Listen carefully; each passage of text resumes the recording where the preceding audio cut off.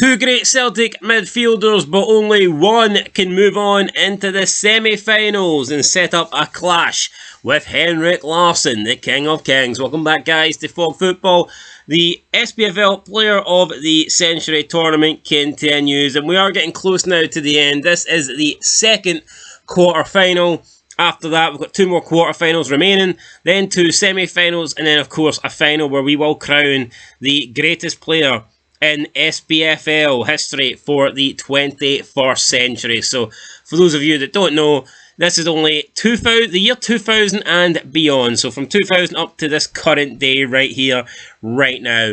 And we've got two great Celtic players, two of the better Celtic players probably in that period of time. You've got Callum Mcgregor, who is the current Celtic captain, had a shitload of success, won a lot of trophies for Celtic, no doubt about that. But he's up against a guy that, you know, had a lot of success, but not as much success in terms of trophies, but a guy that had success against a better Rangers team, and that being Stiliyan Petrov. And the results are in. It's pretty close, but after 659 votes, Stiliyan Petrov has won it with 58%. Callum McGregor only getting 42. I say only, I mean, it is close, but not close enough. Stiliyan Petrov gets the win. He will advance to the next round. Callum McGregor has been eliminated, and I've got to say, I agree. I think that this is the correct decision. I think that Stiliyan Petrov, all round, is a better player than Callum McGregor, especially when it comes to going forward. Petrov had a lot of attacking ability, a lot of flair. He was good in the ball, he could drive with the ball. I think he was a better passer of the ball. I think he had a better shot on him than Callum McGregor. And you could argue that Callum's more of a defensive-minded player, a holding player that wants to like control the game and whatnot. But for me, Petrov really was a threat whenever he was on the pitch. And I think that he is better than Callum McGregor. And I would personally pick Petrov over McGregor every day of the week, and that's what 58% of you guys have done. So with that said, Stiliyan Petrov, he is through. He's into the semi-finals. He will take on Henrik Larsson. Callum McGregor has been eliminated. And how did Stiliyan Petrov get here then? Well, he's defeated Paul Lambert, Chris Sutton, Ronald De Boer, and now Callum McGregor. So here, it's been tough opposition for Stiliyan Petrov. You know, he's beat a lot of greats. Paul Lambert, Chris Sutton, Ronald De Boer, you know, three really good players that he played against at his time during his run for Celtic, and then he's come up against the current Celtic captain, the guy that has been the main man at Celtic now for the last 5-6 years, and he's beaten him as well, and he sets up that semi-final clash against Henrik Larsson. As for Callum McGregor, he made it to the quarterfinals with wins over Frank Swazi, Lee Griffiths, and Moussa Dembele. And if you look at it, it was pretty easy for Callum McGregor in terms of the winning vote, the winning percentage. 73% against Swazi, 88% against Griffiths, and 86% against Moussa Dembele. But he's came unstuck, and he has lost to Stiliyan Petrov. Petrov with 58%, Callum McGregor with 42%. Petrov advances. He's in the next round. He's in the semis. And Callum McGregor is eliminated at the quarterfinals. So sucks to be Callum McGregor, but I think it's a fair result.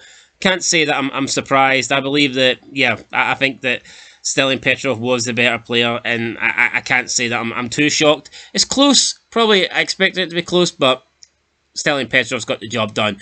Let's get into the comments. Islamic State says Petrov clears this jobber easily. I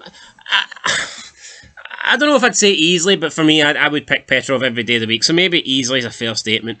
Stoned Outlaw says Calmac 100%. I just disagree, but you're entitled to your opinion. Kevin McGinley, I need to go with Calmac. He has given the club everything he has, so hail, hail, troops.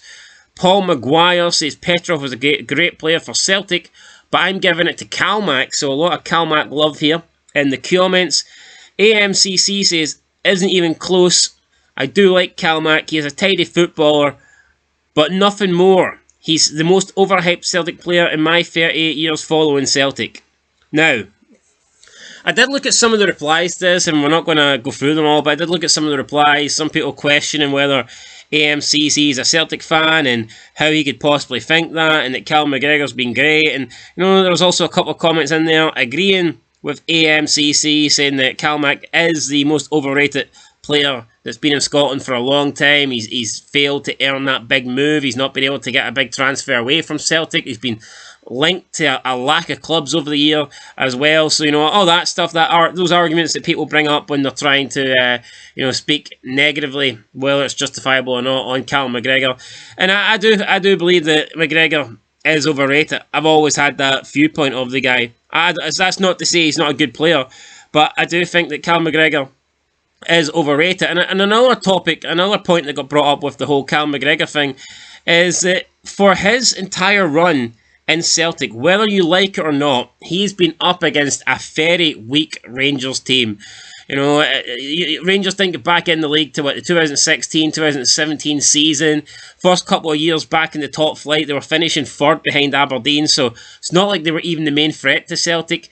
Then, obviously, they did get into second place when Gerrard was there, and they had that season where Celtic fell apart and Rangers won 55, but, that's been the only good season, really, that Rangers have had domestically in Cal Mac's entire existence at Celtic. So I do think that's fair. I think you look at Petrov, he was up against some great Rangers teams, he was up against some great Rangers players. Cal Mac, in that sense, has had it a little bit easy, and he's not had to fight against these quality Rangers teams that maybe other legendary Celtic players have had to do. So I actually do agree with that. I think there's a very fair case, and it's not to discredit Cal Mac, but it's reality. It's fucking facts. You can't sit here and say that Cal McGregor has had to play against better Rangers sides than Stiliyan Petrov, because he hasn't.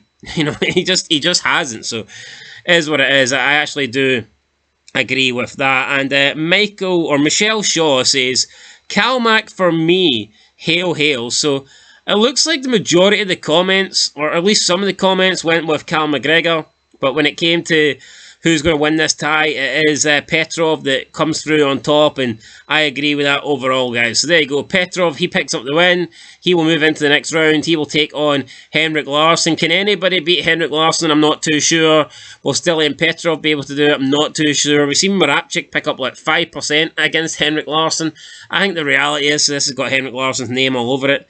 He's not called the King of Kings for no reason, and I just don't see him being, dethroned by Stiliyan Petrov or for anyone that's remaining in this tournament. But up next, the other quarterfinal, we've got John Hartson taking on Barry Ferguson. Barry Ferguson, the last remaining Rangers player in this competition. Can he make it into the semis, or will John Hartson be the third Celtic player to make it into the semi-finals? So should be a close one. Celtic vs Rangers always seems to get a close vote regardless of what the players are. So we'll see. For me, Barry Ferguson was better than John Hartson, but we'll see how the vote goes. That's it, guys. Till next time. Peace.